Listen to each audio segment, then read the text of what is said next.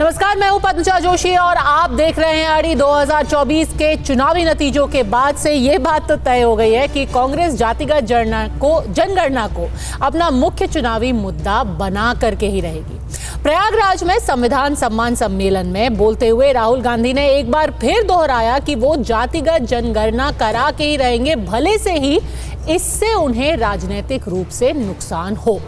राजनीतिक विश्लेषक ये कहते हैं कि जातिगत जनगणना एक तरीके से कांग्रेस द्वारा हिंदू वोट को बांटने का एक स्ट्रैटेजी है, एक कदम है जिससे वो हिंदू वोट बांट सके। और आज जो योगी आदित्यनाथ ने कहा उसे इसी परिप्रेक्ष्य में देखना बेहद दिलचस्प है। कृष्ण जन्माष्टमी पर बोलते हुए योगी ने बांग्लादेश का उदाहरण दिया, जहां हिंदुओं और अन्य अल्पसंख्यकों के खिलाफ हिंसा देखी गई है। उन्होंने कहा कि बांग्लादेश की गलतियां भारत में नहीं दोहराई जानी चाहिए, क्योंकि एक बार बट गए तो अंत निश्चित है, क्योंकि बटेंगे तो कटेंगे। क्या आप अभी भी माता पिता बनने का सपना देख रहे हैं? अपोलो फर्टिलिटी के साथ अपनी माता पिता बनने का सपना पूरा करें। मुफ्त परामर्श के लिए 9953440671 पर कॉल करें। राष्ट्र तब सशक्त होगा जब हम एक रहेंगे, नेक रहेंगे, तभी नेक रहेंगे। बटेंगे तो कटेंगे। आप देख रहे हैं ना, बांग्लादेश में देख रहे हो ना, तो वो गलतियां यहां नहीं होनी चाहिए। बटेंगे तो कटेंगे, एक रहेंगे तो नेक रहेंगे। इसके बाद राजनीतिक बयानबाजी का दौर शुरू हो गया। समाजवादी पार्टी, ओवैसी और आरजेडी ने कहा कि भाजपा और योगी आदित्यनाथ विभाजन की राजनीति में खुद ही व्यस्त रहते हैं। देखिए, वो प्रधानमंत्री बनना चाहते हैं, कम से कम प्रधानमंत्री का रोल उन्हें नहीं प्ले करना चाहिए। ये काम प्रधानमंत्री जी का है, भारत सरकार का है कि दुनिया में किस देश के साथ कैसे संबंध रख रहे हैं। ये पहली बार नहीं मुख्यमंत्री जी कर रहे हैं, मुख्यमंत्री जी पहले भी कह चुके हैं। मुझे उम्मीद है कि दिल्ली वाले इन्हें समझाएंगे। एक बात और जानिए योगी जी, दक्षिण एशिया का एक चरित्र है, हम तीनों एक ही देश थे। एक देश में माइनॉरिटीज के प्रोटेक्शन के लिए जो निजाम, जो मिजाज हम इस्टेब्लिश करेंगे, वो दूसरे लोगों को मानने पे मजबूर होना पड़ेगा। बुलडोजर का बेजा इस्तेमाल न्याय के पर्यायवाची के रूप में जो व्यक्ति करे, उसे ये सब बोलने का तो कोई हक ही नहीं है। योगी ने उनके राज में कई फॉल्स एनकाउंटर्स हुए अल्पसंख्यक समाज मुसलमानों के। वो खुद हेट स्पीच देते हैं मुसलमानों के बारे में, और देश की अखंडता और यूनिटी की बात जब वो करते हैं तो उनके मुंह से जब इतने सब अनाप शनाप बातें निकलती हैं तो फिर वो तो कुछ और ही बात कर रहे हैं। तो बांटेंगे तो कटेंगे, भाई आप ही तो बांट रहे हैं। तो आज के सवाल हैं बेहद सीधे। क्या एकता के आह्वान से काउंटर होगा जाति का विभाजन, और बटेंगे तो कटेंगे की भाषा जोड़ने वाली है या तोड़ने वाली? आज अड़ी में हमारे साथ चर्चा में जुड़ गए हैं चरण सिंह सापरा, प्रवक्ता हैं कांग्रेस के, तुहिन सिन्हा, प्रवक्ता है भारतीय जनता पार्टी के, समाजवादी पार्टी से नाहिद लारी खान और करण वर्मा लेखक कुछ ही वक्त में हमारे साथ जुड़ेंगे। वरिष्ठ पत्रकार राजेश जोशी भी हमारे साथ जुड़ेंगे थोड़ी सी ही देर में। सबसे पहले चरण सिंह सापरा जी, आप ही से पूछूंगी, योगी आदित्यनाथ आज याद दिला रहे हैं पूरे समाज को, खासतौर पर हिंदू समाज को, देखिए बांग्लादेश में क्या हो रहा है, अगर हमारे देश में भी जाति के नाम पे बटेंगे तो। सापरा जी, देखिए, इससे पता चलता है कि योगी आदित्यनाथ और भारतीय जनता पार्टी कितनी कंफ्यूज्ड है, कितनी घबराई हुई है और कितनी डरी हुई पार्टी है। योगी आदित्यनाथ को यह बताना चाहिए सीधा सीधा, या नरेंद्र मोदी जी को या अमित शाह को यह बताना चाहिए सीधा सीधा कि भारतीय जनता पार्टी जातिगत जनगणना कराना चाहती है या नहीं चाहती है। भारतीय जनता पार्टी ने 2011 के बाद में सेंसस देश के अंदर क्यों नहीं कराया है, और इतनी विपरीत परिस्थितियों में भी हमेशा कभी सेंसस इतना डिले नहीं हुआ है। लेकिन ये सरकार जो है, ये शाह और तानाशाह की सरकार, ये इस कास्ट सेंसस को और देश के सेंसस को विलंब क्यों लगा रही है, किसका फायदा कर रही है? क्यों ये वंचित, पिछड़े, दलित और अकलियत जो है उनके खिलाफ ये काम क्यों कर रहे हैं? इन तमाम सारे सवालों का जवाब जो है वो भारतीय जनता पार्टी के आला नेताओं को देना चाहिए। इधर उधर की बात करके या भड़काऊ भाषण करके या दिशा भूल करके या पूरा ध्यान भटकाने का प्रयास योगी आदित्यनाथ जी को और बीजेपी के तमाम सारे नेताओं को नहीं आना चाहिए। मूल मुद्दे पर बात करनी चाहिए, जिस तरह से श्री राहुल गांधी जी ने बात करी है। चरण सिंह जी, आपको लगता नहीं है कि भाषा पे भले से ही हम कराएंगे, भाषा पे भले से ही आपका मत अलग हो, पर जो उनकी बात है कि ये पूरी जातिवादी राजनीति एक बांटने का ही तरीका है, इससे आप इत्तेफाक नहीं रखते? नहीं, पद्मजा जी, पहले तो ये बताइए, या भारतीय जनता पार्टी के जो भी प्रवक्ता हैं वो ये बताएं कि ये सरकार सेंसस क्यों नहीं करा रही है। कास्ट सेंसस तो हम पूछ ही रहे हैं, लेकिन सेंसस भी नहीं करा रहे हैं। क्यों परहेज कर रहे हैं? क्यों 96% लोगों का भविष्य मात्र 3 या 4% लोग तय करेंगे? ये इस देश के अंदर क्यों हो रहा है? ये किसका फायदा करना चाहते हैं और ये कब तक फायदा करना चाहते हैं? ये तमाम सारे सवालों का जवाब भारतीय जनता पार्टी के पास में नहीं है। बिल्कुल, वो सवाल मैं उनसे पूछूंगी। पिच तैयार की है, बीजेपी को उस पिच पर खेलने के लिए मजबूर कर दिया है। बिल्कुल, वो आपने किया है, वो बात जरूर है, पर फिर मैं आपसे पूछूंगी वो सवाल जो मैं शुरुआत से पूछ रही हूं कि जाति की राजनीति क्या विभाजनकारी है कि नहीं? ये हमारे देश के लिए अच्छी है या विभाजनकारी है? मैं आपसे फिर से ये सवाल पूछना चाहता हूं कि मुझे तो आप पूछ रहे हैं, लेकिन यही सवाल आप चिराग पासवान को भी पूछिए, या बीजेपी के नेता चिराग पासवान को पूछे, जेडीयू को पूछे, टीडीपी को पूछे, जीतन राम मांझी को पूछे, अनुप्रिया पटेल को पूछे, या फिर ओम प्रकाश राजभर को पूछे। भाई, जो इनके गठबंधन के जो एनडीए के साथी हैं वो भी तो चाहते हैं। महाराष्ट्र के अंदर अजीत पवार और एकनाथ शिंदे ने खुद जातिगत जनगणना का समर्थन किया है। बात आप बिल्कुल तो सही कह रहे हैं। एक बार फिर अपने साथियों को भी पूछ लीजिए ना। एक बार फिर से आप बिल्कुल सही हमको पूछ रहे हैं। नहीं, एक बार फिर से आप बिल्कुल सही बात कह रहे हैं, पर आप मेरे मुख्य सवाल का तो जवाब ही नहीं दे रहे। और ये मैं आपको बताती हूँ, मैं ये सवाल बार बार क्यों पूछ रही हूँ, क्योंकि ये सवाल एक बहुत ही बड़े नेता ने कई अरसों पहले पूछा था, और वो भी हमारे देश की संसद के अंदर। और आपकी पार्टी के जिसको कहते हैं सबसे बड़े नेता, उन्होंने संसद में खड़े होकर के 6 सितंबर 1990 के अपने एक भाषण में क्या बोला, मैं उनको दोबारा पढ़ना चाहूंगी अपने दर्शकों के लिए। उपाध्यक्ष महोदय, बहुत समय के बाद इस तरह का जातीय तनाव हमारे देश के अंदर पैदा किया जा रहा है। 10 वर्षों के अंतराल के बाद चुनावी नीति में जातिवाद को वापस लाया गया है। अगर आप पीछे मुड़कर देखें तो 1980 में इंदिरा गांधी जी के नेतृत्व में कांग्रेस ने नारा बुलंद किया था, ना जात पर ना पात पर, मुहर लगेगी हाथ पर। यह रिपोर्ट हमारी समाज में दरार पैदा कर रही है। प्रधानमंत्री हमारे समाज को बांटने की कोशिश कर रहे हैं। यह पूरी तरह से गैर जिम्मेदाराना रुख है जो कि सरकार ने अपनाया है। प्रधानमंत्री कौन थे? वीपी सिंह। ये नेता कौन थे? उस वक्त के नेता विपक्ष राजीव गांधी जी। कह रहे हैं कि जातिवादी राजनीति जो हमारे देश में लाई गई है वो बांटने की राजनीति है, बेहद गैर जिम्मेदाराना है, और ये प्रधानमंत्री का जो रवैया है देश के लिए खतरनाक है।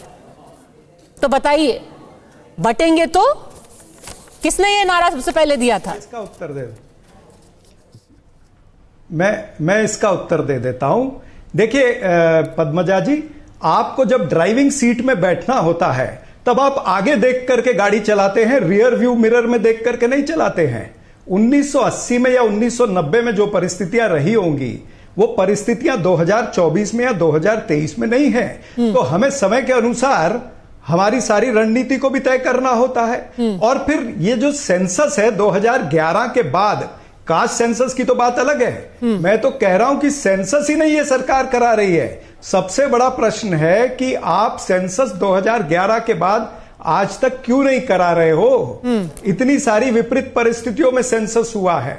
तो ये सबसे बड़ा प्रश्न चिन्ह है जिसका जवाब ये शाह और तानाशाह के पास नहीं है। सापरा जी, ये अपनी छोटी सी तानाशाही बात कहना चलाना चाहती हूँ। अगर आप ये कह रहे जितबाजी हैं, करना चाहते हैं, अगर आप ये हालांकि इनके गठबंधन के साथी भी यही चाहते हैं। 1980 के मुकाबले 2024 में पिछड़ी जातियों की स्थिति और ज्यादा खराब हो गई है। तब तो और बड़ा सवालिया निशान लग जाता है कि पिछले 70 साल की राजनीति ने क्या किया इन पिछड़ी जातियों के लिए। आप कह रहे हैं 1980 में पिछड़ी जातियों की हालत जो है बहुत अच्छी थी, तो उस वक्त राजीव जी बोल रहे थे कि मत करो जातिगत जनगणना, मत करो ये जातिगत राजनीति, मंडल कमीशन की रिपोर्ट को मत टेबल करो।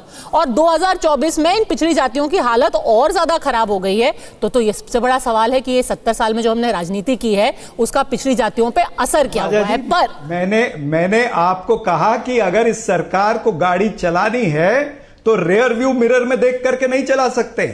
आप भी इनको मजबूर कर रहे हैं कि ये रेयर व्यू मिरर में देख करके गाड़ी को ड्राइव करे, तो एक्सीडेंट होना निश्चित है। सर, रियर व्यू मिरर का तो पता नहीं, पर कहीं ऐसा ना हो जाए कि इस तरीके की राजनीति से रिवर्स गियर में हमारा देश चला जाए। इसीलिए हुए ना, रियर व्यू को देखने की जरूरत नहीं पड़ेगी अगर रिवर्स गियर में चले जाएंगे। देश की जनता ने इस मुद्दे को एक्सेप्ट किया ना। मजा जी, आप एक्सेप्ट करें ना करें, लेकिन देश की जनता ने इस मुद्दे को एक्सेप्ट किया। देश की जनता ने इनको वोट नहीं दिया। इनके नेताओं ने कहा कि हम संविधान बदल देंगे अगर 400 पार हो जाएंगे। क्या इनके नेताओं ने नहीं कहा है? तो देश की जनता को यह पता है कि अगर ये ज्यादा पावरफुल हो गए तो ये संविधान बदल देंगे। आरक्षण खतरे में आ चुका है, इसलिए इनको 240 पर सीमित रखा है। और जातिगत जनगणना पर ये अपना जो स्टैंड है वो स्पष्ट कर दें। बहुत छोटी सी बात है ना, और देश ने बहुत बड़ा रॉकेट साइंस तो है नहीं। बिल्कुल, तुहिन सिन्हा, देश ने एक्सेप्ट किया कि नहीं किया? आपके खुद के जो घटक दल हैं वो एक्सेप्ट कर रहे हैं। चिराग पासवान क्या बोल रहे हैं? सबसे बड़ी जरूरत इस वक्त की है जातिगत जनगणना। जेडीयू क्या बोल रहा है? जरूरत है जातिगत जनगणना।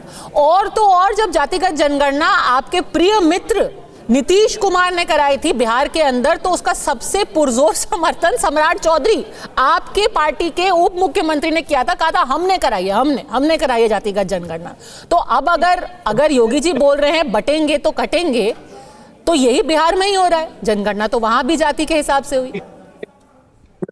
कटेंगे तो कटेंगे का अर्थ आपको बताता हूं। अभी आपने ये नया जो रोल ग्रहण किया है TV9 पर, सबसे पहले तो आपको बधाई।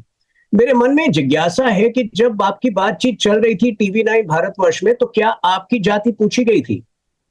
और जब आप जो 8-10 लोगों की टीम बना रही हैं, जिसमें कैमरामैन हो, रिसर्च पर्सन हो, एग्जीक्यूटिव प्रोड्यूसर हो, गेस्ट कोऑर्डिनेटर हो, तो क्या आपने जाति देखकर बनाया था?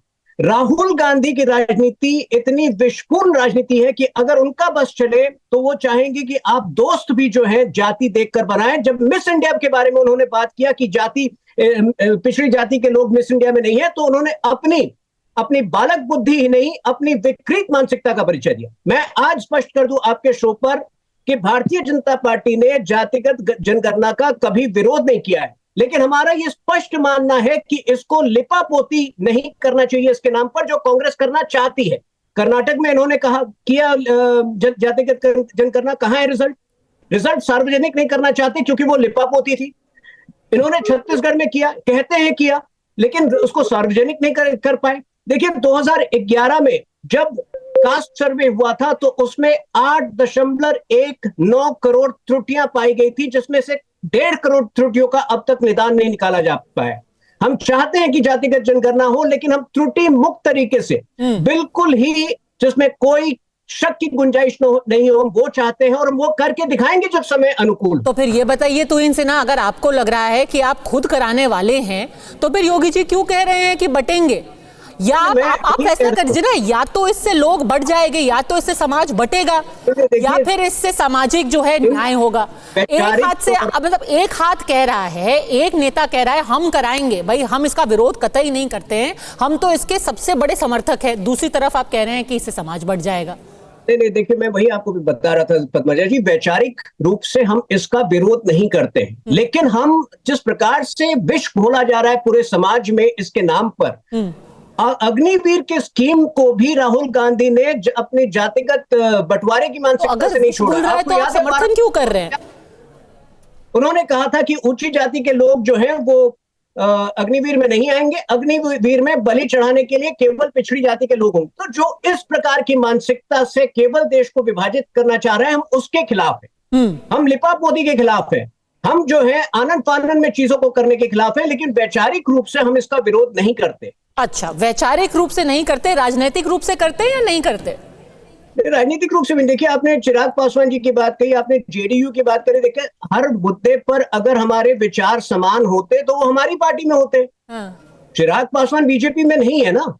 और जो घटक दल होते हैं, ये जरूरी नहीं है कि हर विषय पर एग्जैक्टली हमारी तरह सोचे, लेकिन ये एक बहुत ही संवेदनशील विषय है। जैसा कि मैंने आपको कहा, 2011 में जितनी त्रुटियां पाई गई थी इस पूरे प्रकरण में, हम नहीं चाहते कि वो दोबारा जो है वो एक्सरसाइज जो है एक फ्लॉड एक्सरसाइज हो। तो हम निश्चित रूप से कराना चाहते हैं, लेकिन हम उसको एक त्रुटि मुक्त रूप से कराएं। ठीक है। नाहिद लारी खान, इससे पहले कि आप चर्चा में जुड़े, मैं जो राहुल गांधी ने बोला है, जिससे ये सारा जो बयानबाजी है शुरू हुई है, क्योंकि राहुल गांधी एक बात पर बिल्कुल साफ गोई से बात कर रहे हैं कि हम जातिगत जनगणना कराएंगे। हम हर ऑफिस में, हर दफ्तर में, हर फील्ड में, भले से ही वो सरकारी तंत्र हो, भले से ही वो प्राइवेट सेक्टर हो, तो ये कह रहे हैं कि हम 50% से बढ़ा करके जो कोटा है वो आरक्षण हम उससे भी ज्यादा बढ़ा देंगे। और एक बार फिर से उन्होंने प्रयागराज में इसी बात को दोहराया। एक बार सुन लेते हैं। हम इसकी मानसिकता का विरोध कर रहे हैं, जहां कल आपको कहा जाए कि आप दोस्त भी जाति देखकर चुने, हम इसी मानसिकता का विरोध कर रहे हैं। एक सेकेंड, राहुल गांधी की बात सुन लेते हैं। बॉलीवुड की बात करेंगे, वहां पे डांस गाना दिखेगा, उसमें भी आपको कोई 90% का नहीं मिलने वाला, कोई नहीं मिलेगा। लिस्ट निकाली मिस इंडिया की, मैंने कहा भैया इसमें तो होगा, मतलब एक दलित महिला तो होगी, एक आदिवासी महिला तो होगी ना। ना दलित है, ना आदिवासी, ना ओबीसी, कोई नहीं। नाहिद लारी खान, हर जगह जातिगत गणना होनी चाहिए, मिस इंडिया हो या फिर आपका कोई दफ्तर हो, मीडिया हो, समाजवादी पार्टी हो या प्रवक्ता हो?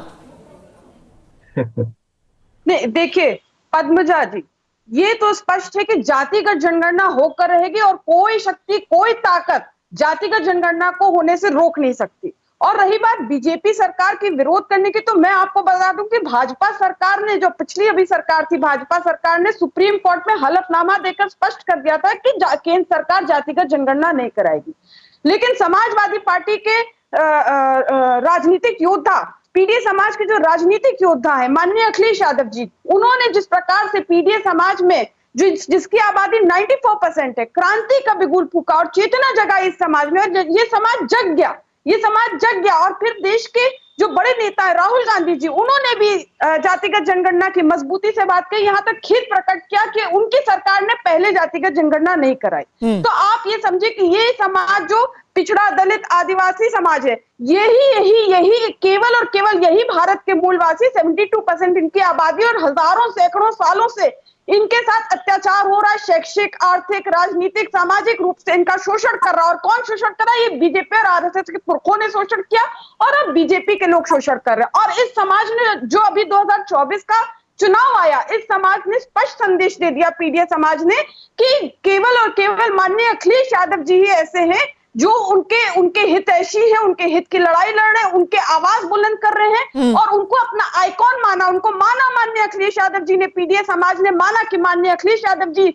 उनके कमांडर इन चीफ है। तो आप ये समझिए कि ये लड़ाई जो चल रही है कि जातिगत जनगणना होगी, तो ये जातिगत जनगणना होकर रहेगी, ताकि जिसकी जितनी नहीं जी, क्योंकि आपने पीडीए समाज की बात की है। आज ही सुबह जो दलित की आवाज बताई जाती थी, बहुजन समाज पार्टी की जो मुखिया हैं मायावती जी ने 1995 की याद दिलाई है, ना सिर्फ आपकी पार्टी को पर चरण सिंह सापरा जी की पार्टी को भी। क्या बोला मायावती जी ने? उन्होंने कहा, सपा जिसने 2 जून 1995 में बीएसपी द्वारा समर्थन वापसी पर मुझ पर जानलेवा हमला कराया था, तो इस पर कांग्रेस कभी क्यों नहीं बोलती, जबकि उस दौरान केंद्र में रही कांग्रेसी सरकार ने भी समय से अपना दायित्व नहीं निभाया। फिर भी माननीय श्री काशी राम जी को अपनी बीमारी की गंभीर हालत में अस्पताल छोड़कर रात को इनके गृह मंत्री को हड़काना पड़ा तथा विपक्ष ने भी संसद को घेरा, तब जाकर कांग्रेसी सरकार हरकत में आई, क्योंकि उस समय केंद्र की कांग्रेसी सरकार की भी नीयत खराब हो चुकी थी, जो कुछ अनहोनी के बाद यहां यूपी में राष्ट्रपति शासन लगाकर पर्दे के पीछे से अपनी सरकार चलाना चाहती थी। वो कह रहे हैं कि आज आप पीडीए के सबसे बड़े नेता, सबसे बड़े समर्थक है, पर जब एक दलित बेटी पर अत्याचार हो रहा था आप कर रहे थे, कांग्रेस चुप थी। नहीं, देखिए रही बात जो बात वो कर रही है, तो तब उसके बाद तो 2019 आया, और 2019 में वो गठबंधन में थी समाजवादी पार्टी का, और किस प्रकार से प्रेस कॉन्फ्रेंस करके और तमाम मंचों से उन्होंने कहा, माननीय मायावती जी ने, उन्होंने कहा, स्पष्ट किया कि ये सब कुछ नहीं है, इन सब का कोई मायने नहीं है, उन्होंने खुद कहा। और फिर 2014 में उनकी पार्टी 0 थी, जब माननीय अखिलेश यादव जी के साथ आए तो 0 से 10 हो गए। और फिर उसके बाद 2024 में जब साथ नहीं, उन्होंने खुद कहा, ये मैं नहीं कह रही, उन्होंने कहा था, और 2024 में जब साथ नहीं थे तो फिर वो 0 हो गई। और उसके बाद तो 2017 भी आया, जब योगी जी ने सीएम हाउस प्रवेश करने से पहले गंगा जल से धुलवाया। क्यों? क्योंकि उससे पहले वहां पिछड़े और दलित समाज के सीएम रहे, उसका शुद्धिकरण कराया कि आप पवित्र हो गए। और 2019 में यही बीजेपी जो समाजवादी पार्टी और बीएसपी जो साथ आई थी, तो इस जोड़ी को बताते थे साफ छुछुंदर, मतलब स्पष्ट है कि पिछड़ों और दलितों को बताते थे कि तो राजेश जी, हर पार्टी, एक सेकंड और दीजिए पद्मजा जी, एक सेकंड, केवल एक सेकंड। आपने मंडल कमीशन की भी बात की, तो मंडल कमीशन के बारे में मैं आपको बता दूं, माननीय वीपी सिंह जी ने जब मंडल कमीशन की सिफारिश लागू करने की घोषणा की थी, तो यही बीजेपी के यूथ विंग के अनेकों पदाधिकारियों ने आत्मदाह कर लिया था, प्रयास किया था आत्मदाह करने का, कि वाजिब पहले दलितों को आरक्षण का लाभ मिलता था, पिछड़ों को भी आरक्षण का लाभ मिलेगा। ये सख्त और सख्त पिछड़ा दलित विरोधी पार्टी है, उनकी तो बुनियादी 6 अप्रैल 1980 और जिस सरकार ने मंडल कमीशन की रिपोर्ट को ठंडे बस्ते में डाल दिया था, वो पिछड़ा दलित विरोधी है कि नहीं है? उन्होंने तो मंडल कमीशन की रिपोर्ट को ठंडे बस्ते में किसने डाला था? उन्होंने तो खेद प्रकट कर लिया, उन्होंने तो प्रेस कॉन्फ्रेंस करके खेद प्रकट किया। इससे माफी मांगना भी बड़ी चीज है। क्या बीजेपी ने तो इंदिरा गांधी सरकार ने ठंडे बस्ते में डाला, वो किस प्रकार से उनकी वो आपने मेंशन नहीं किया, ठीक है, पर हर कोई अपनी सुविधा के हिसाब से, राजेश जी, की एमपी किसानों को अपमानित कर रही है। क्या बीजेपी ने निष्कासित किया अपनी एमपी? राजेश जोशी जी, हर कोई अपनी सुविधा के हिसाब से राजनीति करता है, पर ये जो हिंदू समाज को एक तरीके से, हिंदू समाज को एक तरीके से आह्वान आज दिया है योगी आदित्यनाथ ने, आपको लगता है उसका कुछ असर होगा? मैं आपका सवाल अच्छी तरह से सुन नहीं पाया हूँ। हिंदू समाज का, अगर आप कह रही हैं कि हिंदू समाज को बांटा जा रहा है, नहीं, उन्होंने एक तरीके से आह्वान दिया है। अगर उन्होंने कहा है कि भाई एक रहेंगे, नेक रहेंगे, बटेंगे तो कटेंगे, एक तरीके से लग रहा है कि आह्वान है और जाति की राजनीति के खिलाफ एक नारा है, वो काम करेगा। जी, मैं समझ गया। योगी आदित्यनाथ ने मथुरा में जो एक तरह का द्व्यर्थी नारा दिया है, बटेंगे तो कटेंगे, उसके कई अर्थ निकाले जा सकते हैं। अब दरअसल मामला यह है कि ये भारतीय जनता पार्टी के लिए अब उसको 4 जून के साइड इफेक्ट्स नजर आने शुरू हो गए हैं। अखबारों ने लिखना शुरू कर दिया है, फाइनेंशियल टाइम्स ने से लेकर के और तमाम हिंदुस्तान के और बाहर के अखबारों ने लिखना शुरू कर दिया है कि Narendra Modi 3.0 is a weak prime minister. वो कमजोर प्रधानमंत्री हो गए हैं, उनका हर दांव जो है उल्टा पड़ रहा है, यू टर्न लेना पड़ रहा है। ये अखबारों में टिप्पणीकारों ने कहना शुरू कर दिया है। 370 आपने लागू की, आपने राम मंदिर बनवाया, आपने 3 तलाक को क्रिमिनलाइज किया, लेकिन चुनावों में इसका कोई फायदा नहीं हुआ, आपको 240 पे उतर आए। इसलिए भारतीय जनता पार्टी में बहुत ज्यादा कंफ्यूजन है, अब कहां आगे ले जाएं। हरियाणा से बुरी खबर आ रही है, जम्मू कश्मीर में वो अपनी जो फ्लॉक है उनको साथ नहीं रख पा रहे हैं। 3 लिस्ट जारी की है, तीनों फेज की, और वो वापस लेना पड़ा, 15 सीटें दोबारा जारी करनी पड़ी उनको।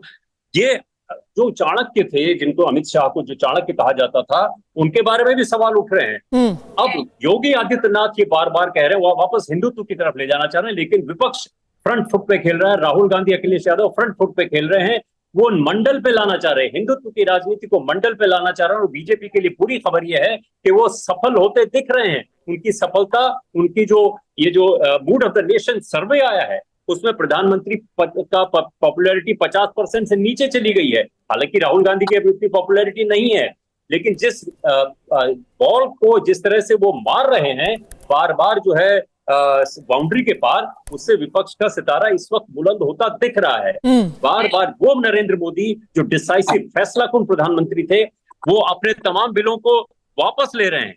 ब्रॉडकास्टिंग, तो इसका कुछ फायदा होगा जो योगी जी कह रहे हैं, उसका कुछ असर होगा, नहीं होगा? कमजोरी दिख रही है या बहुत देर हो चुकी है? जी, दोबारा कहिए। जो योगी जी ने नारा दिया है उसका कुछ असर होगा या बहुत देर हो चुकी है? अब जिसको बटना था, जिसको छिटकना था, वो जा चुके हैं। इन तमाम नारों से को सुन के अब लोग उबासियां लेने लगे हैं, क्योंकि पिछले 10-15 साल से इसी तरह के नारे लग रहे हैं। बटेंगे तो कटेंगे, मुसलमान तुम्हारे जेवरात ले जाएंगे, उनको तुम्हारी भैंस ले जाएंगे। कोई असर नहीं हुआ इसका, चुनावों में पता चलता है। करण वर्मा, लाने वाले नारे। अब कुछ नहीं होने वाला, बटेंगे कटेंगे एक रहेंगे नेक रहेंगे, अब इन नारों का कुछ असर नहीं होने वाला। बिल्कुल नहीं होने वाला है। पद्मजा जी, आपको, आपके दर्शकों को, सबको जन्माष्टमी की हार्दिक शुभकामनाएं। और मैं आज का जरा वक्तव्य शुरू करना चाहूंगा श्री कृष्ण के एक श्लोक से जो भगवत गीता में आता है, अध्याय 4 और श्लोक नंबर 13, चतुर्वर्णम माया सृष्टम गुण कर्म विभागश। हमारा संसार 4 वर्गों में बटा था। कास्ट तो एक पोर्चुगीज वर्ड है, पर इन लोगों को नहीं पता लगेगा। 4 वर्गों में, और गुण और कर्म के आधार पर। आज अगर कोई भी किसी चिकित्सक के पास जाएगा, भगवान ना करे, तो वो उससे जात पूछ के नहीं जाएगा कि आप किस जात के हैं, तब आप मेरा इलाज करेंगे। पर इस विकृत मानसिकता राहुल गांधी जो मिस इंडिया से लेके सब चीजों में आज जात ढूंढने लग गए हैं, उनके शायद ये समझ नहीं आएगा, ना उनके पार्टी के समझ में आएगा। खैर, छोड़ते हैं इस बात को। अब ये पूरी जो कास्ट सेंसस की बात चली और जो योगी जी ने भी बात कही, मैं उस पर आता हूं। उन्होंने बात जो करी वो प्रतिनिधित्व की है, चाहे आप कास्ट सेंसस करें या कुछ करें। मैं पूछना चाहूंगा कांग्रेस पार्टी से, एआईसीसी में, सीडब्ल्यूसी में कितने एससी, कितने एसटी, कितने ओबीसी? आज तक आपकी पार्टी ने 6 प्रधानमंत्री दिए, उसमें से कितने एससी, कितने एसटी, कितने ओबीसी हैं? बीजेपी ने तो 2 प्रधानमंत्री दिए, एक उसमें से ओबीसी वर्ग के हैं। बीजेपी ने 3 राष्ट्रपति दिए, उसमें से एक एससी है, एक एसटी है, एक माइनॉरिटी के हैं। आपने क्या किया? बीजेपी के आज 71 मंत्री हैं पद्मजा जी, 27 ओबीसी, 10 एससी, 5 एसटी, 5 माइनॉरिटी। तो बीजेपी तो इस पर राजनीति भी नहीं कर रही और प्रतिनिधित्व भी दे रही है। आप ना कहीं कास्ट सेंसस करा रहे हैं, चाहे वो तेलंगाना हो, कर्नाटका में है तो रिलीज नहीं कर पा रहे क्योंकि आपके डिप्टी मुख्यमंत्री कह रहे हैं वोकालिगा नाराज हो जाएंगे अगर आपने रिलीज कर दिया। मतलब पहले आप अपोज करते थे, जवाहरलाल नेहरू ने 1961 में कहा इससे सेकंड रेट सिटीजन आ जाएगा। आपने जैसे कहा ना जात पे ना पात पे, मोहर लगाओ हाथ पे, राजीव गांधी ने कहा। और आप ना उन राज्यों में करना चाह रहे हैं। मतलब कमाल जुगलबंदी है ये। ना करेंगे कास्ट सेंसस अपने राज्यों में, भूतकाल में उसका अपोज करेंगे और बीजेपी को घेरेंगे जिसने प्रतिनिधित्व दिया। तो इससे एक बात साफ होती है कि ये एक्सपोज हो जाते हैं कास्ट पे। योगी जी ने जो आज बात कही पद्मजा जी, हम देख रहे हैं बांग्लादेश में क्या हुआ। बांग्लादेश में मोहम्मद यूनुस जो आज हेड बने, उन्होंने माना कि हाँ बिल्कुल हिंदुओं के साथ नरसंहार हो रहा है। वहां कोई नहीं पूछ रहा आप दलित हैं कि नहीं। 50% से ज्यादा हिंदू जो बांग्लादेश में है वो दलित हैं। राहुल गांधी के मुंह से कुछ भी नहीं सापरा जी निकला उनके बारे में। एक बार आपको फायदा हो गया, एक बार आपको फायदा हो गया। अब लोग समझने लगे हैं, लोग समझने लगे हैं कि भाई बांग्लादेश जैसी हालत हो जाएगी अगर आपस में झगड़ेंगे तो जात के नाम पे। पद्मजा जी, दिक्कत की बात यह है कि करण वर्मा एक चैनल पर बैठ करके ये तय कर रहे कि विकृत मानसिकता वाले कौन लोग हैं। अरे भाई, ये जनता का अधिकार है, जनता तय करेगी। आने वाले 3 राज्यों के चुनाव है, उसमें जनता तय कर देगी कौन विकृत मानसिकता का है। और इससे पहले जो हमारे वरिष्ठ पत्रकार थे, उन्होंने ठीक कहा कि जो अपने आप को चाणक्य कहते थे, उनको जनता आज जो है वो शकुनी के रोल में देख रही है कि ये शकुनी मामा है, उनकी चाणक्य नीति नहीं चल रही है। और शकुनी जो है वो बार बार फेल होते नजर आ रहे हैं और इसीलिए जनता इनका विरोध कर रही है। अगर ये मुद्दा कोई बहुत बड़ा मुद्दा नहीं है तो काहे भारतीय जनता पार्टी इतनी परेशान है? क्यों भारतीय जनता पार्टी के दिल्ली से लेकर बंटवारा हो जाएगा, पार्टी आती जाती रहेगी, चुनाव आता जाता रहेगा, सरकारें आती जाती रहेंगी, पर हमारा समाज बढ़ जाएगा, हमारा देश बढ़ जाएगा। हाँ, अपने राज्यों में क्यों नहीं करा रहे? नहीं, ये समाज और देश बांट, मैं बताता हूं, ये समाज और देश बांटने की बात नहीं है। दरअसल ऐसी विकृत मानसिकता वाले लोग जो है ना, वो नहीं चाहते कि वंचित या दलित या अकलियत के लोग या आदिवासी लोग जो हैं उनका कोई फायदा हो। ये लोग नहीं चाहते। भारतीय जनता पार्टी और ये वर्मा जी ये एक दूसरे के चीयर लीडर नजर आ रहे हैं। भाई, अगर आप नहीं चाहते हो कि 96% को कोई फायदा हो जाए तो फिर ठीक है, 96% इसको तय कर लेगा ना। भाई, आखिर में लोकतंत्र की प्रणाली जो है उसके अंदर तो जनता तय करती है, जनता ही जनार्दन है। करण वर्मा, मैंने नहीं, एक मिनट, सापरा जी ने सारी बातें बोल दी। ये नहीं बताया कि जिन राज्यों में कांग्रेस की सरकार है उसमें क्यों नहीं आप कास्ट सेंसस करा रहे? भाई, इतना ज्ञान देने से अच्छा है आप कास्ट सेंसस करा के सामने आ गया है। मैंने तो पूरा बताया, इन्होंने प्रतिनिधित्व क्या दिया? आपने तो ना प्रतिनिधित्व दिया, ना आप अपने राज्यों में कास्ट सेंसस करा रहे। जहां कराया है कर्नाटका में वो रिलीज नहीं करा रहे। इसका पॉइंटेड जवाब दीजिए, इधर उधर की बातें मत करिए भाई। नहीं, आप पॉइंटेड जवाब दे दीजिए। ये आप जो ज्ञानवीर यहां पर बैठे हैं कि 2011 के अंदर जो सेंसस हुआ था उसे नरेंद्र मोदी की सरकार जो है उसने क्यों नहीं डिक्लेयर करा है? अरे भाई, जब आपके साथी कह रहे हैं कि जातिगत जनगणना करानी है, तो आप दूसरे तीसरे को विकृत मानसिकता की बात करके क्या फायदा होगा? अरे भाई, क्या फायदा? मैं तो कह रहा हूं कि केंद्र सरकार ने निर्णय लेना चाहिए। राज्य तो फिर छोटे होते हैं ना। अरे केंद्र सरकार निर्णय ले लेना। केंद्र सरकार क्यों डर रही है भाई? केंद्र सरकार क्यों डर रही है? करनी का जो फर्क है, कथनी और करनी का जो फर्क है, जैसे कि बहुत एक तस्वीर बहुत वायरल हो रही है, कि जिस संविधान सम्मान सम्मेलन में राहुल गांधी जी गए थे, वहां पर प्रयागराज में उनका स्वागत किसने किया? अविनाश पांडे जी ने, अजय राय ने, प्रमोद तिवारी ने, आराधना तिवारी ने, राजेश तिवारी ने। आप कह रहे हैं मिस इंडिया में मुझे कोई नहीं दिखा अल्पसंख्यक, दलित, पिछड़ा। आप कह रहे हैं कि मेरे को मीडिया में नहीं दिख रहा कोई अल्पसंख्यक, दलित, पिछड़ा, पर नाहिद लारी खान वहां खुद प्रयागराज में मंच पे कोई अल्पसंख्यक, दलित, पिछड़ा नहीं दिख रहा था। मैं उत्तर दे दूं? ठीक है, आप ही बताइए चरण सिंह जी, आपकी पार्टी का मामला है, आपकी पार्टी का मामला है, बताइए। देखिए पद्मजा जी, मैं कांग्रेस राजीव गांधी फाउंडेशन में है, मेरी पार्टी का मामला। और जो व्यक्ति और जो एक मिनट जो व्यक्ति इस तरह की भाषा बोल रहा है, इस तरह का वक्तव्य रख रहा है, यानी उसके लिए मैं कहूंगा कि डूबते को तिनके का सहारा। भारतीय जनता पार्टी ये तो सही बात नहीं है। आप तो मिस इंडिया में भी जाते भाई, वो कार्यक्रम कांग्रेस पार्टी का नहीं था। एक मिनट, मुझे पूरा करने दीजिए पद्मजा जी। ना, मुझे पूरा करने दीजिए। वो कार्यक्रम जो था वो कांग्रेस पार्टी का कार्यक्रम नहीं था। वो कांग्रेस पार्टी का कार्यक्रम नहीं जाते ना राहुल। वो वैसी संगठनाओं का कार्यक्रम था जो संगठना इस तरह के कार्यक्रम पूरे देश के अंदर करा रही है। उसमें राहुल गांधी जी शरीक हुए थे।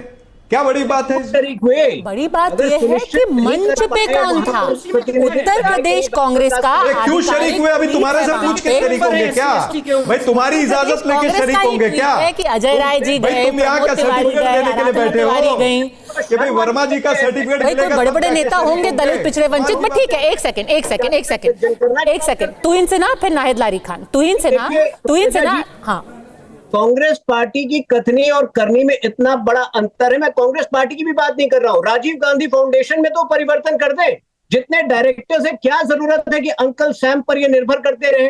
क्या जरूरत है कि मणिशंकर अय्यर जैसे लोग आगे नहीं सोच पाए? तो सबसे पहले तो ये चाहे तो राजीव गांधी फाउंडेशन में 7 दिन के अंदर करके दिखाए। देखिए पॉइंट एजेंडा पे काम कर रही है, जातिगत विभाजन और आर्थिक अराजकता। और ऐसी बातें जब राहुल गांधी बार बार करते हैं तो लोगों को यकीन हो जाता है कि ये निश्चित तौर पर विदेशी ताकतों के इशारों पर काम कर रहे हैं। आज से 2 हफ्ते पहले बांग्लादेश के एक वरिष्ठ पत्रकार शोएब सलाहुद्दीन ने बड़े आरोप लगाए थे राहुल गांधी का। उसका जवाब उनको देना चाहिए। वो आरोप का सत्यापन हमने नहीं किया है, तो वो आरोप हम अपने चैनल पे नहीं लगाएंगे। पर तुहिन सिन्हा, एक और सवाल आपसे पूछा जा रहा है। ठीक है, आप कहिए कि भाई हमारे देश को जो है यूनाइटेड रहना चाहिए, देश में विभाजनकारी राजनीति नहीं होनी चाहिए, पर हर चीज में बांग्लादेश क्यों लाए जा रहे हैं? इससे आपके ऊपर इल्जाम लगता है कि जब कुछ भी काम नहीं करता तो आप हिंदू मुस्लिम की राजनीति करने लगता है। अरे भाई, बांग्लादेश में फलां हो गया, अब हमारे देश में भी ऐसे हालात हो जाएंगे। पर बांग्लादेश और हम में बहुत फर्क है। ये इसलिए कहा जा रहा है क्योंकि वहां एक वरिष्ठ पत्रकार ने कुछ बहुत बड़े आरोप लगाए हैं और उसका हम सफाई मांग रहे हैं राहुल गांधी। नहीं, मैं ये कह रही हूँ कि योगी आदित्यनाथ ने बोला कि बांग्लादेश की गलतियां हमारे देश में नहीं होनी चाहिए। बांग्लादेश में गलतियां हुई, पर वो बिल्कुल अलग गलतियां हैं। बांग्लादेश में कोई भी जाति की राजनीति की बात नहीं थी, कोई जनगणना की बात नहीं थी। उसका जिक्र हमारे देश में क्यों कर रहा हूँ पद्मजा जी? मैं बैल्कनाइजेशन की बात कर रहा हूँ। और ये तत्व जो है राहुल गांधी जिस प्रकार से बातें कर रहे हैं वो निश्चित रूपों से समाज को केवल और केवल हिंदू समाज को बांटने का काम कर रहे हैं। और इसलिए बांग्लादेश का रेफरेंस केवल इसलिए आ रहे हैं। वो भी अनार्की मैन्युफैक्चर करना चाह रहे हैं। 31 मार्च को उन्होंने क्या कहा इलेक्शन घोषित होने के बाद कि अगर बीजेपी आएगी तो पूरे देश में आग लग जाएगी। अब हम उनसे स्पष्टीकरण मांग रहे हैं कि आखिर वो चाहते क्या थे। और आज जो हो रहा है बांग्लादेश में, उसके बाद हमारा स्पष्टीकरण मांगना जो है उनसे जायज होता है। तो वो बात नहीं करते, लेकिन वो जातिगत जनगणना की बात कर बात हो रही है बांग्लादेश की। बैकवर्ड कम्युनिटी के हैं वो बात कर करके लोगों को भ्रमित करते रहते हैं। नाहिद जी, पद्मजा, मैं सुन रही थी कि बीजेपी बोल रही है और जो लेखक बैठे तथाकथित वो भी कह रहे हैं कि जाति जाति बात कर रही है। अरे जाति जाति की बात करने वाली जो पार्टी है, जो गिरोह है बीजेपी, ये खुद सबसे बड़ी जातिवादी पार्टी। इसी वजह से तो गंगा जल से मुख्यमंत्री आवास धुलवाया, कन्नौज मंदिर गंगा जल से धुलवाया, मैनपुरी में मूर्ति गंगा जल से धुलवाया, बीएचयू धुलवाया गंगा जल से, क्योंकि जातिवादी मानसिकता के खुद बीजेपी विरोधी मानसिकता के तहत जो पार्टी राष्ट्रपति, आप चुप रहिए, मैं बीच में नहीं बोल रही थी, जो पार्टी राष्ट्रपति जी की जाति बता रहे थे कि हमने दलित समाज की राष्ट्रपति बनाया, हमने आदिवासी समाज की राष्ट्रपति बनाया, ये खुद जातिवादी मानसिकता। भारत के इतिहास में पहली बार ऐसा हुआ कि राष्ट्रपति की भी जाति बताई, और ये क्या बनाएंगे? अरे हक है, भारत के मूलवासी है पिछड़े दलित आदिवासी, यही केवल और केवल भारत के मूलवासी, इनका हक है हर पद पे, प्रधान से लेकर प्रधानमंत्री तक, मुखिया से लेकर मुख्यमंत्री तक, परचून की दुकान से लेकर अडानी अंबानी तक, छोटे मीडिया हाउसेस से लेकर बड़े मीडिया हाउसेस तक, सिपाही से लेकर चीफ सेक्रेटरी तक इनका हक है, और ये अपना हक लेकर रहेंगे। ये हक अब बहुत दिन बीजेपी डकार नहीं पाएगी इनका। जिस तरह से 69,000 शिक्षक भर्ती में डंडी मार रहे थे और लैटरल एंट्री के थ्रू जो है पिछड़े समाज और दलित समाज और आदिवासी समाज के आरक्षण पर डंडी मारने का काम कर रहे थे, अब ये गंदा खेल बहुत दिन नहीं चल पाएगा, अब ना डकार पाओगे उनका हक। अब ये हक लेकर रहेगी, जाति का जनगणना होकर रहेगी, जिसकी जितनी संख्या भारी उसकी उतनी भागीदारी हर क्षेत्र में होकर रहेगी। और पीएम कहां से? ओबीसी समाज के पीएम पिछड़ा जो है, पिछड़ा स्वयंभू। करण वर्मा जवाब देना चाहते हैं, फिर राजेश पद्मजा एक सेकंड, पिछड़ा जो है स्वयंभू पिछड़ा नहीं होता है, किसी की जाति बता देना ही, मोदी जी तो सीएम रहते हुए किसी का जाति बता देना ही एकदम जातिवादी बना देता है आपको। तो आप लोग तो सबसे ज्यादा कह रहे हैं कि अवधेश जी को हमने एक गैर आरक्षित सीट से लड़वाया है, तो हर कोई बताता है अपनी टिकट की लिस्ट में, तो हर कोई बताता है कि इसकी ये जाति है, उसकी जाति है, हमने इतने लोगों को टिकट दिया वगैरह। करण वर्मा नहीं, देखिए आप अगर जरा मुझे बोलने देंगी मैडम, या फिर आप ही बोलना चाह रही हैं? यहाँ पर पार्टी की बात की तो मुझे मौका बोलने देंगी आप? वापस मौका दूंगी नायक जी। करण फिर डिबेट खत्म हो जाएगी, ये इंपॉर्टेंट बात आपको बोलने नहीं दूंगा मैं, अगर आप ऐसे बीच में बोलेंगे। उनको मौका दे दीजिए, नायक जी को दे दीजिए, 30 सेकंड दे दीजिए उनको। नहीं, क्योंकि आपने कहा कि भाई राष्ट्रपति जी की जाति बता के ये एक जातिवादी हो जाती है पार्टी, तो हर कोई बताता ही है कि आपने इतनी जाति भारत के इतिहास में Padmaja you are a very intelligent journalist, आपको भी मालूम है कि करण वर्मा एक सेकंड रुकिए, उनको 30 सेकंड दीजिए। हाँ, आप बहुत ज्ञानी, बहुत विद्वान पत्रकार हैं, आपको भी पद्मजा मालूम है कि भारत के इतिहास में ऐसा कभी नहीं हुआ कि राष्ट्रपति की जाति बताई, और जाति बताने के बाद चूंकि वो उस जाति की, तो इसलिए उनको मंदिर में नहीं आने दिया।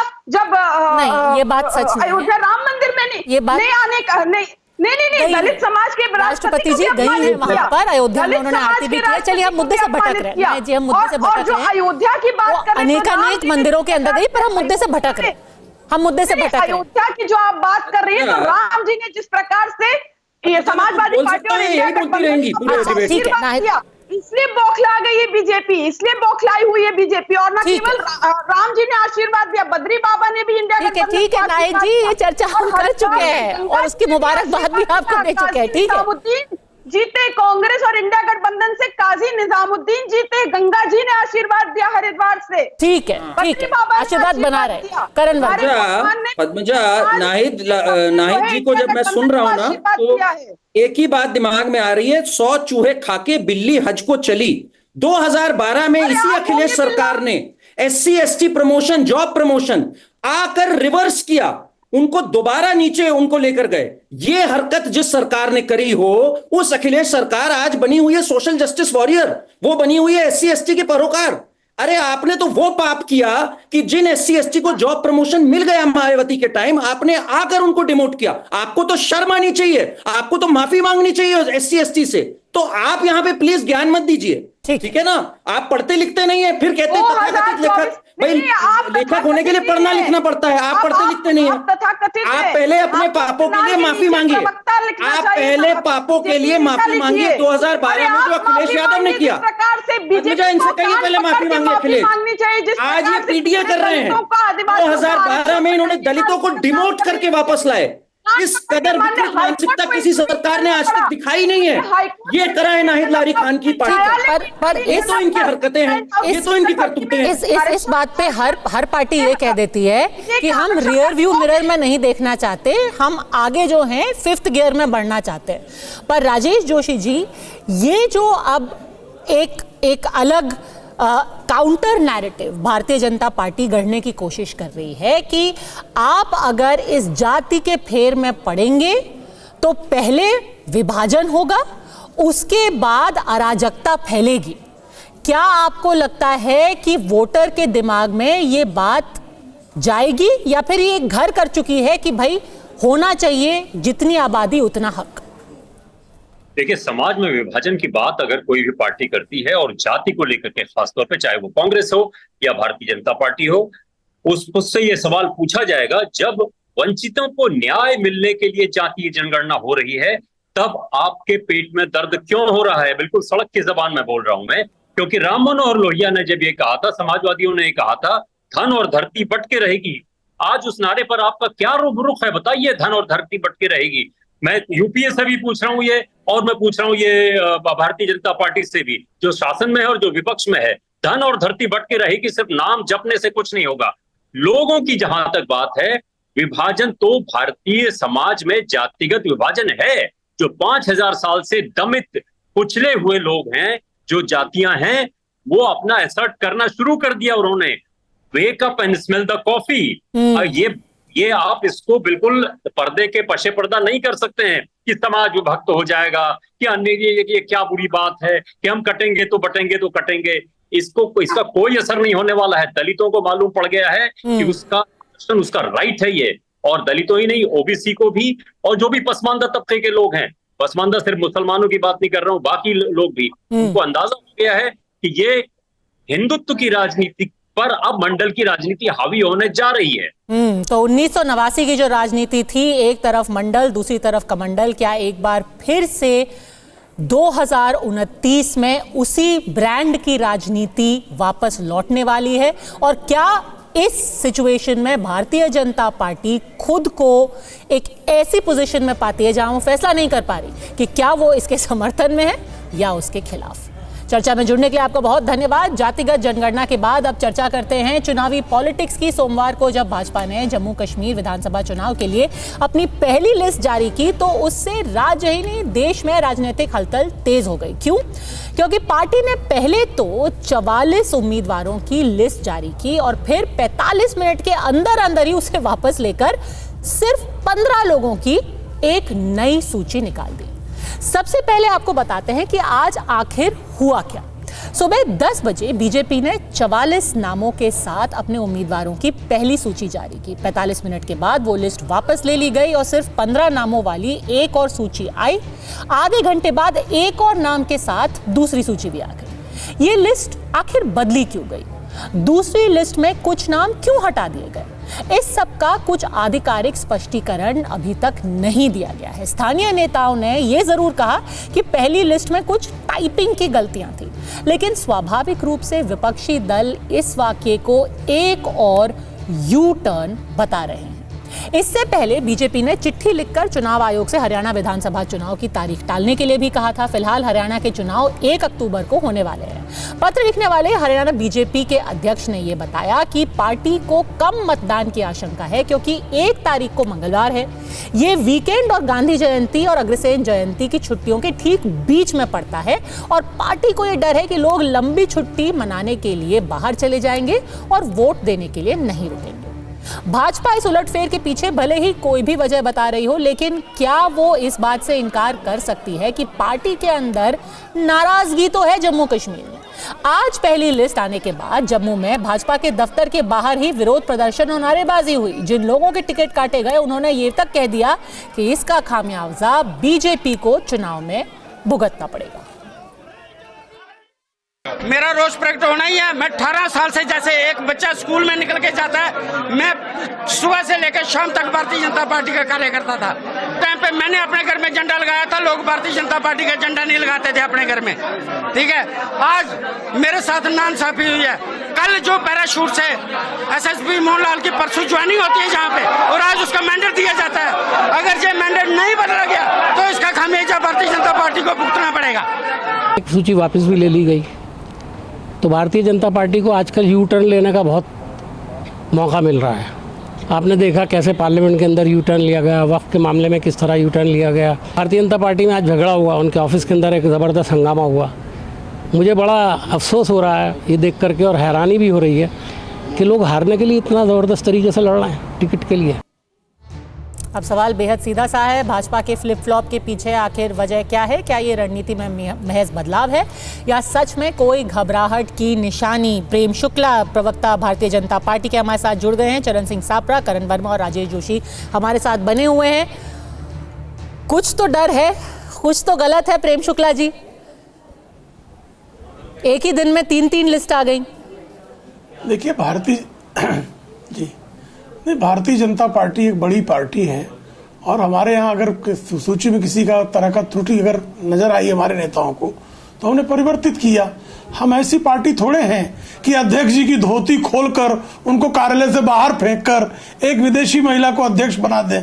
ऐसी पार्टी नहीं, बहुत लोकतांत्रिक दल है और लोकतांत्रिक दलों में लोकतांत्रिक ढंग से निर्णय प्रक्रिया में परिवर्तन भी होता है, नाम परिवर्तन भी होता है। तो भारतीय जनता पार्टी का कार्यकर्ता, भारतीय जनता पार्टी का समर्थक, भारतीय जनता पार्टी का नेतृत्व तो आपस में समन्वय साधकर इस तरह के निर्णय लेता है। पर ये सब चीजें 2024 के नतीजों के पहले तो नहीं हुआ करती थी। मेरे को तो नहीं याद हाल फिलहाल में कब भारतीय जनता पार्टी के कार्यकर्ता खुद ही दफ्तर के बाहर हाय हाय के नारे लगा रहे हो। आज जम्मू में ये हो गया। तो नहीं, ऐसा है, किसी की स्मरण शक्ति पर मैं कुछ टिप्पणी नहीं करूंगा। मुझे याद है 1995 में इसी तरह से महाराष्ट्र में गोपीनाथ मुंडे जी और प्रमोद महाजन जी के जमाने में प्रदर्शन हुआ था। 2002 में जो है इसी तरह का प्रदर्शन छत्तीसगढ़ में हुआ था। भोपाल में अभी पिछले चुनाव में 2023 के चुनाव में हुआ। तो जब कई जगहों पर हमारे बहुत सारे लोग आकांक्षा करते हैं, एक सीट पर हमारे 100 ऐसे कार्यकर्ता होते हैं जो चुनाव लड़ने योग्य होते हैं, हम एक व्यक्ति को ही उसमें से उम्मीदवार के लिए नामित कर पाते हैं। ऐसी स्थिति में से 99 लोग जो है उनमें असंतोष का भाव होता है और कुछ का असंतोष प्रकट होता है। कुछ लोग समन्वय साथ जाते हैं, कुछ लोग धैर्य रखते हैं। तो कई बार जो है जिसने 20 वर्ष काम किया है और उसकी आकांक्षा की पूर्ति नहीं हुई है तो उनका कई बार विरोध प्रकट होता है और हर राजनीतिक दल में इस तरह से होता है। जो राजनीतिक दल मरणासन्न स्थिति में है वहां पर नहीं होता इस तरह, ये भी सत्य है। चरण सिंह सापरा जी, ये लोकतंत्र है, पार्टी के अंदर का लोकतंत्र। नारेबाजी तो होती रहती है पर पार्टी एकदम मजबूत है।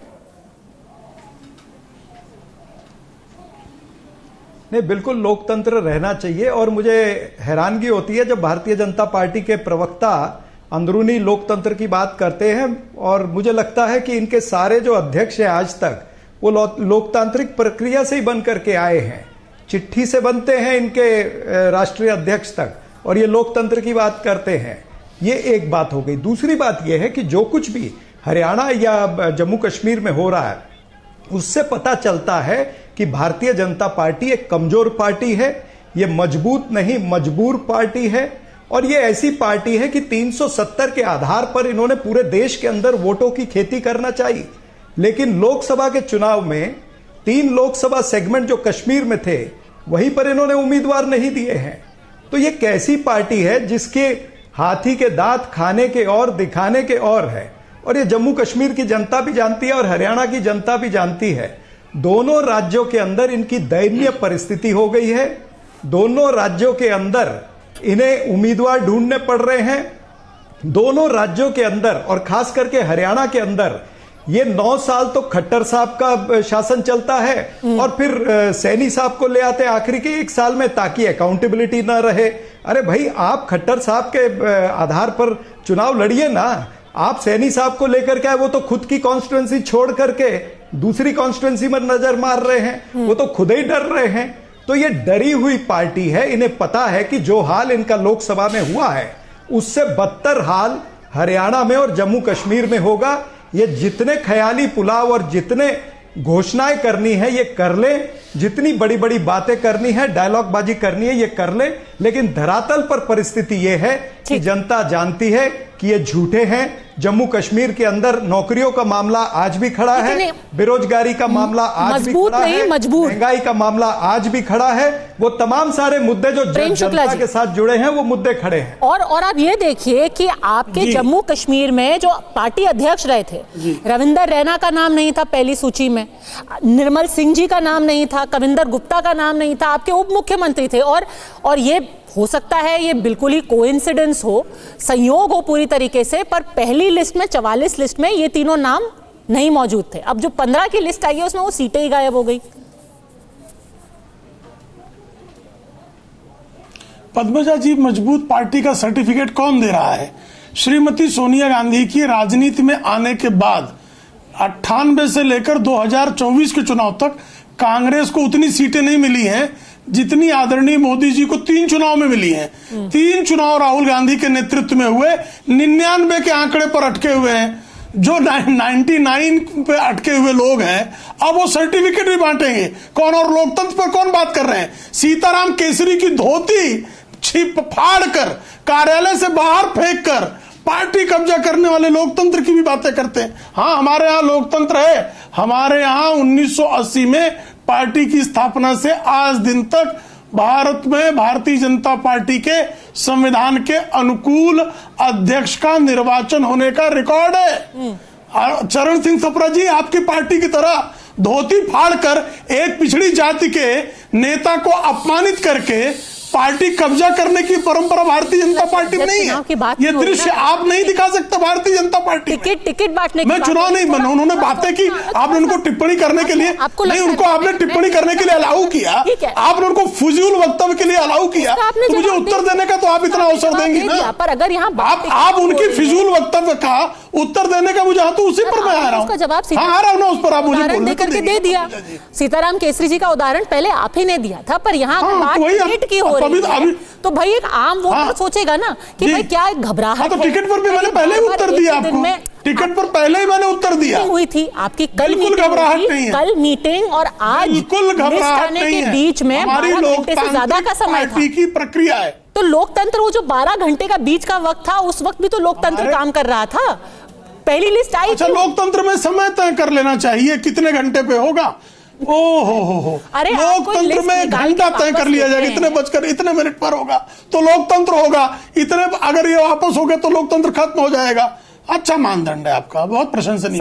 सर मैं कैसे कोई स्टैंडर्ड सेट कर सकती हूँ? आप 4 लिस्ट निकालिए एक दिन में, पर करण वर्मा एक आम वोटर क्या सोचेगा अगर पहले लिस्ट आती है? तो फिर उसमें इस पे आपत्ति क्या है? भारतीय जनता पार्टी में आप अभी चरण सिंह सप्रा एक राजनीतिक संदेश कैंडिडेट नहीं मिल रहा है। देखिए किस तरह से विरोधाभास एक राजनीतिक संदेश होता है। राजनीतिक संदेश की ऐसे विरोधाभासी बातें। 2 उप मुख्यमंत्री हैं, उनका नाम कट गया लिस्ट से, आपके प्रदेश अध्यक्ष का नाम नहीं है, नारेबाजी चल रही है। जो उत्तर जम्मू से आपके कैंडिडेट रहे हैं, जो लड़ चुके हैं, जीत चुके हैं, उनका नाम कट गया तो फिर अच्छा आप ही बोल लीजिए, आपने तय कर लिया तो आप फैसला सुना दीजिए, तो उदाहरण फतवा जारी कर दीजिए। अच्छा चलिए, करण वर्मा से पूछ लेते हैं। करण वर्मा, एक आम कार्यकर्ता, एक वोटर, इससे क्या समझे? हो गया ना फतवा। अगर एक दिन में 3 लिस्ट आती है, एक आम कार्यकर्ता वोटर को क्या समझना चाहिए? देखिए प्रेम शुक्ला जी का मैं बहुत सम्मान करता हूं, और एक बात सच है कि बीजेपी एक अनुशासित पार्टी है, इसलिए बीजेपी से हम लोग, आम जनता ये अपेक्षा नहीं रखती है कि वहां पर इस तरह से चीज आए।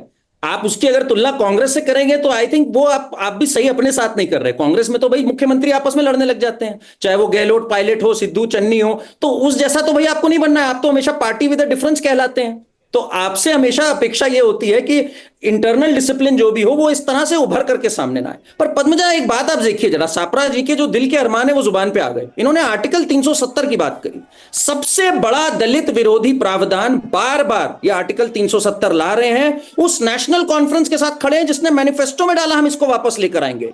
12 जून 2021 में दिग्विजय सिंह ने कहा हम इसको वापस लेके आएंगे अगर कांग्रेस पार्टी पावर में आ गई। तो फर्क साफ है पद्मजा, एक तरफ है जम्मू कश्मीर में जहां इस बार 1.1 करोड़ टूरिस्ट आए, जीडीपी 8.4% बढ़ गई, एक ग्रोथ की ओर बढ़ रही है जम्मू कश्मीर, और एक तरफ वो लोग हैं जो पीछे ले जाना चाहते हैं आर्टिकल 370। आज तो एनसी ने ये तक कह दिया जमाते इस्लामी हिंद को भी चुनाव लड़ने के लिए अलाउ करना चाहिए, जो कि एक घोषित आतंकवादी संगठन है एक तरह से यूएपीए के तहत, और 5 साल तक बैंड है। तो एक तरह से साफ हो रहा है जनता के, ये एक छोटी बात हो सकती कि नारे लग गए, पर कौन कहां खड़ा है मेरे ख्याल है इसमें कोई शक नहीं होना चाहिए जम्मू कश्मीर को लेकर। ठीक है, पर प्रेम शुक्ला जी, करण वर्मा एक लेखक है, एक राजनीतिक विश्लेषक हैं, वो भी कह रहे हैं कि भाई वोटर के दिमाग में थोड़ा कंफ्यूजन होगा ना कि चल क्या रहा है।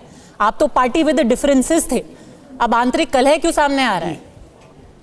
जी नहीं, पार्टी विद डिफरेंस है, डिफरेंसेस नहीं है। और भारतीय जनता पार्टी निश्चित तौर पर अनुशासित संगठन है। इसलिए आप लोगों के मन में ये प्रश्न आ रहा है।